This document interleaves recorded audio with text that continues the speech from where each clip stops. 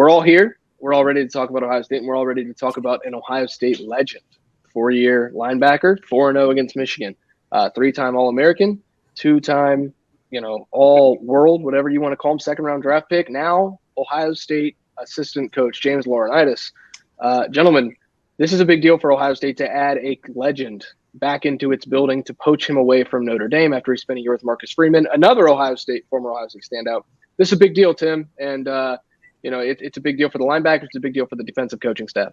Yeah, I think James Laurinaitis wanted it to be a big deal this time a year ago, but it didn't happen with Ohio State. And so he took the opportunity to go with his friend Marcus Freeman and kind of get things, I don't know if turned around is the right word, but get things in order at Notre Dame. But he seemingly jumped at the shot offered by Ryan Day, or perhaps, it was a mutual, both of them gave each other the shot to get back to Ohio State.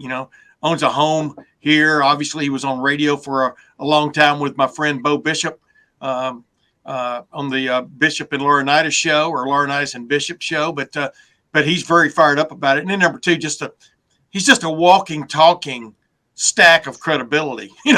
For anybody who has any idea of what playing football, what playing linebacker in major college football and then the NFL entails. And I'm sure he's going to bring a wealth of that knowledge to these players, these Buckeyes. And, we'll see. He'll have an immediate impact, I'm sure, from a technique standpoint and things like that. But then on top of that, he wants to be, I think, more than just a linebackers coach.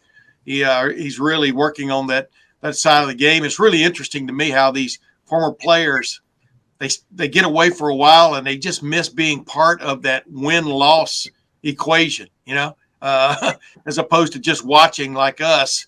And no matter what happens, our job goes on. But there's something to be said to really having a stake in the game. And I think he missed that, and is now last year with Notre Dame and now with Ohio State, he's having that again. I think he's really enjoying it. Andy?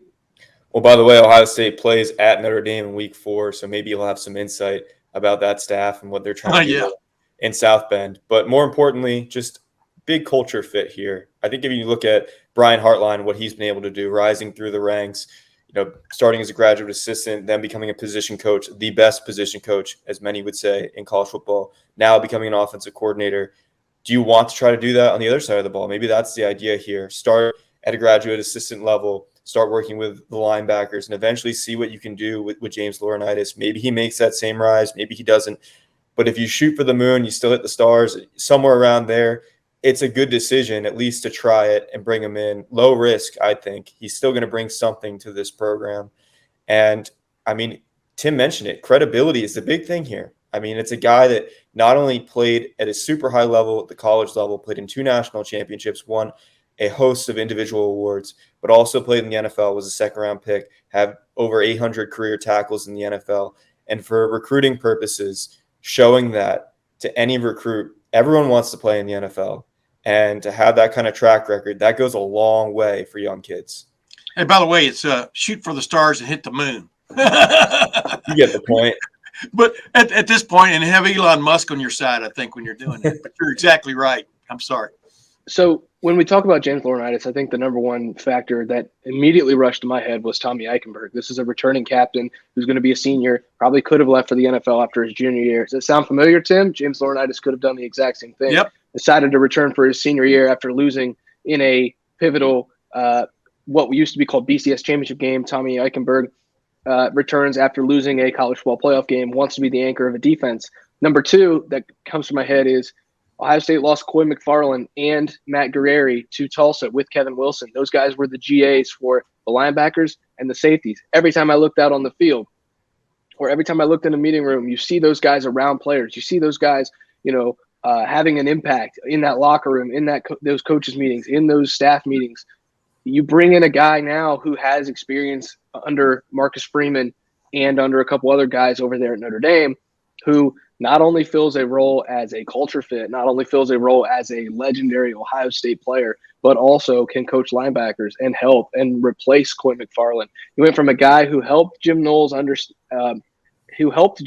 help players understand the role of what they do in a defense to now bringing in another guy who can do it under Jim Knowles, help coach these linebackers, and also give you the credibility of saying, hey, this is a guy who was the Ohio State Buckeyes player. If you rank Ohio State players from the 21st century, there is not a top 10 list. There might not even be a top 5 list that doesn't include James Laurinaitis. He is, I think back to, making this a little personal. When I was younger, I just, the 33, you saw the jerseys everywhere walking through, the malls of Columbus. You saw the 33s everywhere. Everyone wanted to be James Laurinaitis.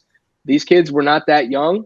He's recruiting now, but he can still, have a pull in this locker room on the recruiting trail, helping when they bring linebackers to this campus to be able to tell them what James did, what he was about, throw on the highlight tape and say, hey, you could be this. I think this is the perfect fit for Ohio State. And by the way, he's 4-0 against Michigan. A lot of guys in this locker room, it's crazy to say it because of the streak that we saw throughout the 21st century. There's not a lot of guys in that locker room that have beaten Michigan. There just aren't. And that's crazy to talk about. But there's a ton of players on this roster that have never beaten Michigan. You want a guy who's done it? James Laurinaitis is the perfect example. He's exhibit A of what you can do at Ohio State as an All-American and as a guy who can walk around, beat his chest, and say, hey, I never lost to Michigan. So I think this is perfect, guys. And I just think that Ryan Day hits a home run here going out and getting James Laurinaitis, Tim.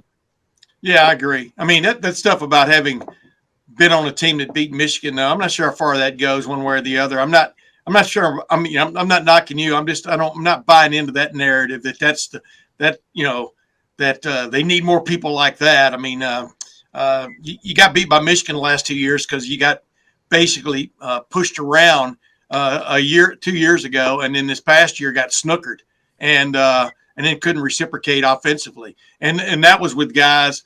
Those were with guys who weren't necessarily all Michigan guys. I mean, some of them were. I'm talking about the coaching staff. But I digress. Obviously, Jim Harbaugh was a Michigan guy and couldn't get it done till the last 2 years.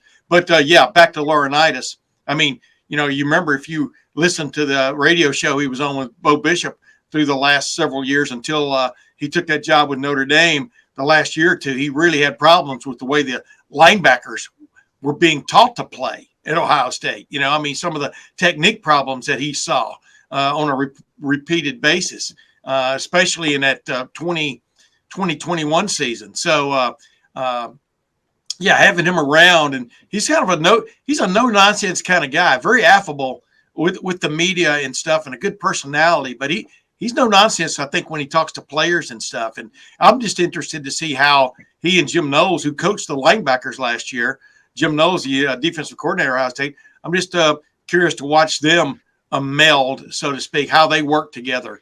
That'll be an interesting dynamic to keep an eye on. Andy? Yeah, I mean, it's going to be kind of an assistant linebackers coach role, but I don't know. I'm similar with Tim saying I'm interested to see what the dynamic is and how much responsibility really is given to him if he is kind of the pseudo linebackers coach in that room.